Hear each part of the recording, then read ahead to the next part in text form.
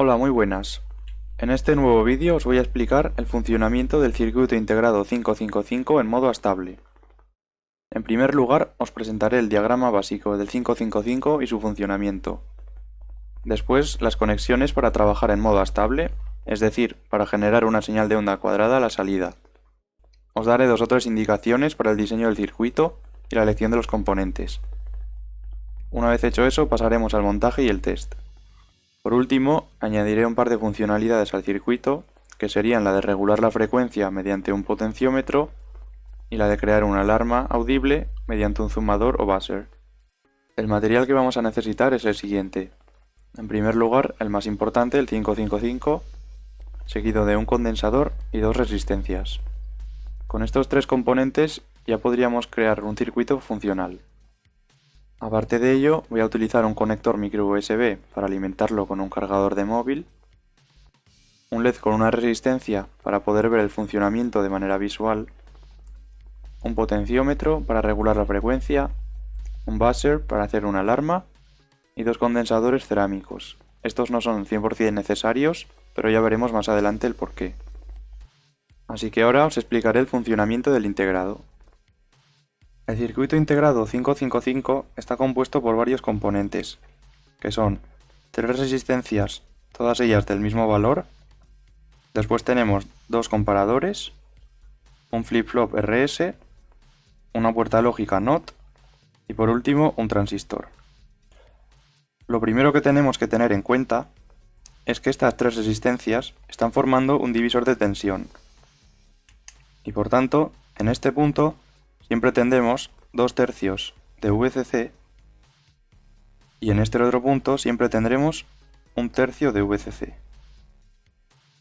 Esto va a ser así de manera fija, ya que estas resistencias, como hemos dicho, son todas ellas del mismo valor. Una vez sabemos esto, podemos fijarnos que la entrada threshold está conectada a la entrada no inversora de este comparador. ¿Esto qué significa? Que cuando el voltaje del pin threshold sea superior a 2/3 de VCC, el comparador se activará, por tanto a la salida tendremos un 1, que pondrá el flip-flop en modo reset. Un reset es un 0. Como la salida del flip-flop está negada, tendremos en este punto de aquí un 1 lógico. Ahora bien, como tenemos una puerta AND entre este punto y la salida del 555, nuestra salida será un 0. ¿Qué implicaciones tiene este 1 lógico? Pues bien, es bastante importante, ya que activa nuestro transistor, de tal manera que este transistor entra en conducción cuando aquí tenemos un 1 y por tanto la entrada de descarga se conecta a masa, y lo que significa es que si aquí tuviéramos un condensador, vamos a dibujarlo, este condensador comenzaría a descargarse hasta masa. Esto es importante, ¿vale? Después nos ponemos a mirar la entrada trigger. Está conectada, a diferencia del threshold, a la entrada inversora del comparador. ¿Qué significa? Que cuando esta entrada trigger tenga un voltaje menor a 1/3 de VCC, el comparador se activará, su salida será 1. Esto significa que el flip-flop entrará en modo set. Un modo set significa un 1, que como está negada su salida, se traduce en un 0 en este punto del circuito. Un 0 en este punto, después de la puerta NOT, se convierte en un 1. Y por tanto a nuestra salida del 555 tenemos un voltaje positivo o un 1. Si nuestra alimentación es de unos 5 voltios, aquí a la salida tendremos alrededor de 3,5 voltios. Ahora cuando aquí tenemos un 0 lógico, el transistor queda desconectado, por lo tanto deja de conducir. De manera que este condensador que se estaba descargando por aquí ha llegado a un punto en el que deja de estar conectado a masa y por tanto el condensador deja de descargarse. Pues bien, estos dos fenómenos de voltaje threshold superior a 2/3 y voltaje trigger inferior a 1/3 son los más importantes para entender el funcionamiento del 555. Daos cuenta también de que existe una entrada reset en el flip-flop, que está negada. Por tanto, cuando en el pin reset haya 0 voltios, es decir, esté conectado a masa, este flip-flop quedará inactivo. La salida de él siempre será 1 y por tanto la salida de nuestro 555 será 0, de manera que no influirá el voltaje que tengamos aquí o el estado de nuestro condensador. Así que si no queréis comportamientos extraños, intentad conectar siempre vuestra entrada reset a VCC, de manera que esto nunca se producirá, nunca tendremos un 0 aquí. El 555 tiene dos modos de funcionamiento básicos, monostable y astable, y en este vídeo voy a explicar el modo astable, así que veamos su funcionamiento.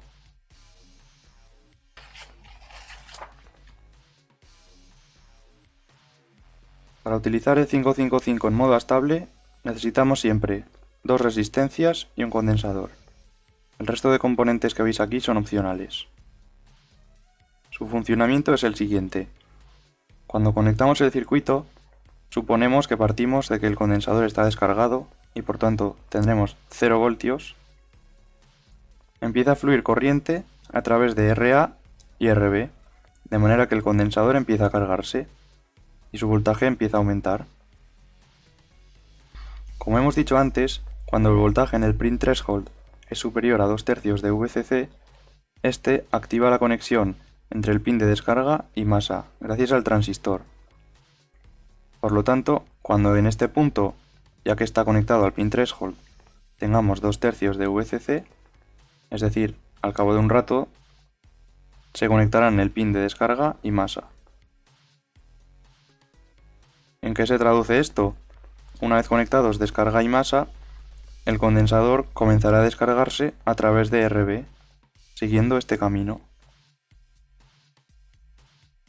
Cuando el condensador se esté descargando, recordemos que estaba a 2/3 y alcance 1/3 de VCC, al estar conectado al pin trigger, esta conexión se desconectará mediante el transistor que hemos explicado anteriormente. Y esto significa que el condensador va a estar todo el rato en bucle, cargándose y descargándose. Como bien nos dicen aquí en la gráfica, con un voltaje mínimo de 1/3 de VCC y un voltaje máximo de 2/3 de VCC. Por tanto, el voltaje en este condensador será periódico. De este modo de funcionamiento podemos extraer muchas conclusiones, pero la principal tiene que ser que el condensador siempre se carga a través de RA y RB y siempre se descarga a través de RB solamente. Por tanto, podemos decir que el tiempo de carga siempre será mayor y el tiempo de descarga siempre será menor, ya que lo hace a través de una resistencia solamente. En esta gráfica está plasmado. Aquí tenemos la salida de nuestro 555 y como he comentado antes, cuando el condensador está cargándose, nuestra salida es 1 o high. Cuando el condensador alcanza el voltaje de 2/3 de VCC, al activarse el pin threshold, la salida pasa a ser low o 0 voltios. Este tiempo en el que la salida es 1 o el condensador se está cargando siempre será mayor debido a estas dos resistencias y este tiempo siempre será menor debido a que solo descarga por una resistencia. De esta manera estamos creando una señal cuadrada y periódica. Ahora bien, lo bueno de esto es que podemos controlar a la perfección tanto la duración del tiempo on como del tiempo off. De esta manera podemos crear una onda cuadrada a la frecuencia que nosotros queramos y con el ciclo de trabajo que nosotros queramos, siempre con la limitación de que el tiempo activo podrá ser mayor o igual, pero nunca menor que el tiempo desactivo. Para calcular estos tiempos existen una serie de fórmulas que son las que vamos a aplicar. En este caso, ya que queremos que sea lo más visual posible, voy a encender y apagar un LED, de manera que queremos que el tiempo high y tiempo low sean suficientemente grandes para poder verlos a simple vista. Así que para un tiempo de unos 0,5 segundos, por ejemplo, con estas dos fórmulas de aquí podemos determinar los valores de nuestros componentes. Notad que si comenzamos por esta fórmula, solo tenemos que elegir un valor, ya que el otro nos vendrá dado con las restricciones de tiempo. Como los condensadores suelen ser los componentes más restrictivos, o con los que no tenemos tanta variedad, voy a comenzar por elegir una capacidad de un condensador que tengo a mano, que son 10 microfaradios, y despejando esta fórmula obtendríamos una resistencia de unos 72 kiloohmios. El valor más próximo a 72 kiloohmios que tengo es de 100 kiloohmios. Pero bueno, esto no supondrá ningún problema, ya que al aumentar la resistencia, lo que estamos haciendo es aumentar el tiempo.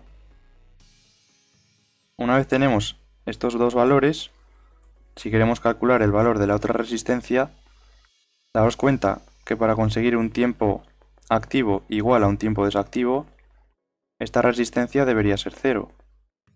De manera que estas dos fórmulas pasarían a ser iguales. Así que lo que tenemos que hacer es escoger una resistencia A de un tamaño muy bajo comparado con resistencia B. Ya que resistencia B escogeré 100 kiloohmios, con escoger una resistencia A de 1 kiloohmio será más que suficiente. Y no notaremos apenas la diferencia entre el tiempo encendido y tiempo apagado del LED.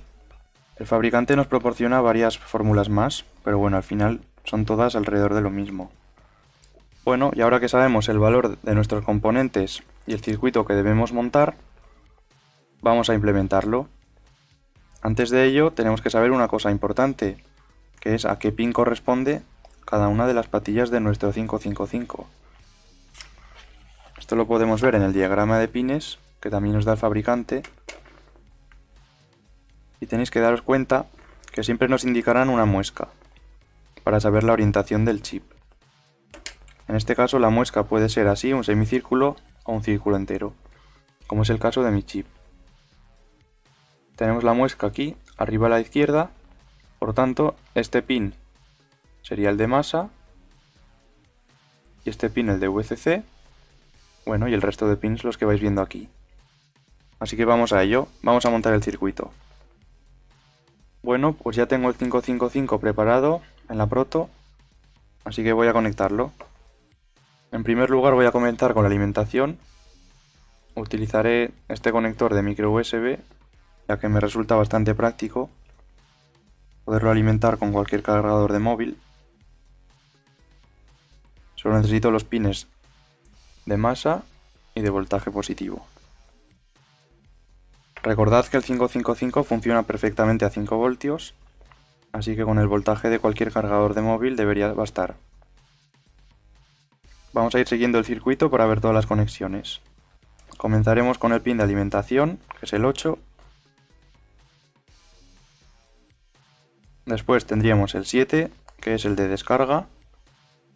En el pin 7 tenemos la RA, que hemos hallado antes de 1 kiloohmio, conectada a alimentación. Así que cojo mi resistencia de 1 kiloohmio y la conecto del pin 7 a alimentación. Después en el pin 6 tenemos 3 Holy Trigger que van conectados entre ellos. El 2 con el 6. Recordad que están numerados por orden. 1, 2, 3, 4, 5, 6, 7, 8. El número 1 el de masa. Aparte, el pin 6 conectado con el 2 tiene nuestro condensador conectado a masa. Recordad que los condensadores tienen polaridad. Para ver eso tenéis que fijaros en esta raya blanca, siempre significará la polaridad negativa. Es decir, voltaje negativo, raya blanca, resto de condensador positivo. Así que conectaremos entre masa y el pin 6 y 2. Después, ¿qué tenemos? En el pin 5 nos dice que puede estar abierto o que leamos la nota A. En la nota A nos dice que podemos conectar un condensador desde el pin 5 a masa si tenemos algún problema con el circuito. De momento no vamos a hacerlo, ya que normalmente no suele ser necesario. Pero si vosotros tenéis algún problema de funcionamiento, podéis probar esa conexión y ya me diréis si os funciona. Después el pin 4, que es el reset. Como he comentado antes, siempre lo conectamos a VCC para no producir reseteos inesperados. Nos queda el pin 3, que es la salida, que dejaremos para el final, el pin 2 y el 6. Nos faltaría la resistencia B, que va conectada entre los pines 2, 6 y el pin 7, o lo que es lo mismo, entre el condensador, el voltaje positivo del condensador y el negativo de la resistencia. Por último, el último pin, ya que hemos comenzado por el 8, sería el de masa.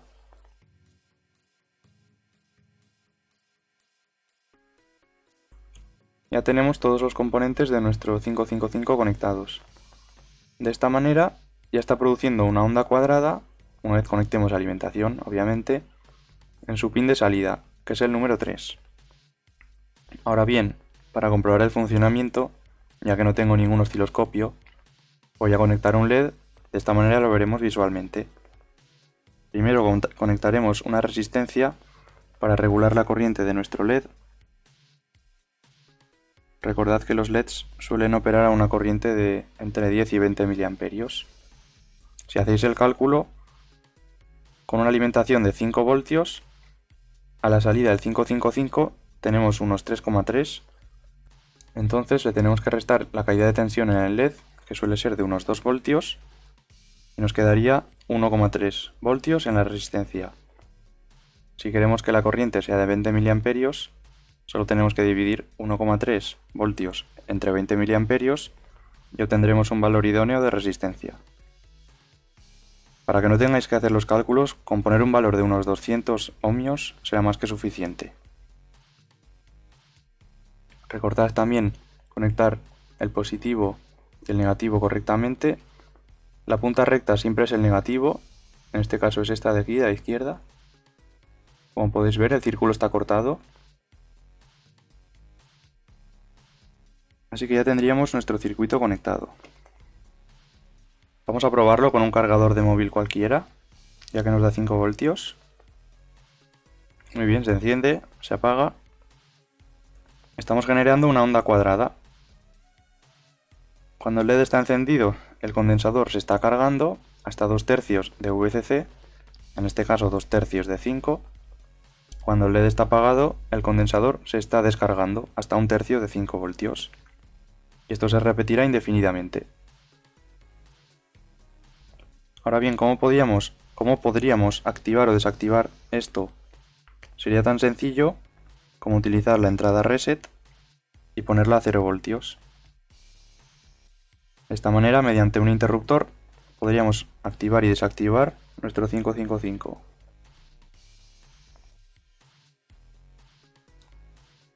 A ver, la reset es la 4. Tenemos aquí. La conectamos a masa. Y ya está. Tenemos nuestro circuito 555 totalmente desactivado.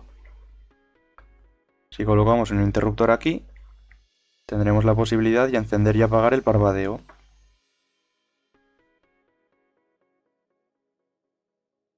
Como veis, funciona igualmente aunque no conectemos la entrada reset a VCC, pero para mayor seguridad, si queremos tenerlo en funcionamiento, es mejor dejarla conectada, ya que no sabemos si se van a producir interferencias que pongan el pin reset a 0.